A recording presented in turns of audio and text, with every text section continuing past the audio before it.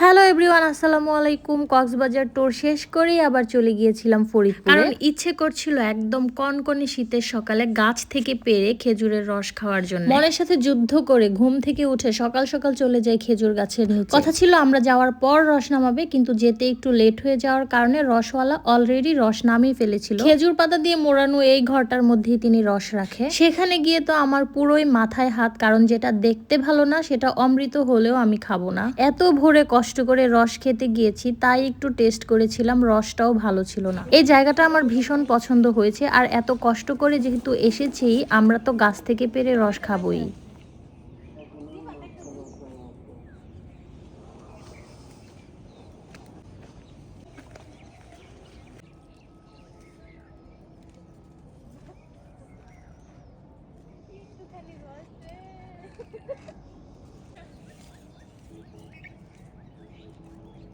মাটির হাঁড়ি ছাড়া প্লাস্টিকের বোতলে রস সংগ্রহ করা আমি প্রথম দেখলাম। বিষয়টা আমার কাছে একদমই ভালো লাগেনি, যদিও মনটা খারাপ হয়ে গিয়েছিল কারণ আমরা রস পাইনি। কিন্তু ভোরবেলায় পাখির কলকাকলির সাথে গ্রামের রাস্তা দিয়ে হাঁটতে বেশ লাগছিল। এখানেও আমরা অল্প কিছু রস পাই, কিন্তু এটাও খেতে ভালো ছিল না। কিছুই করার নেই, সবই ভাগ্য।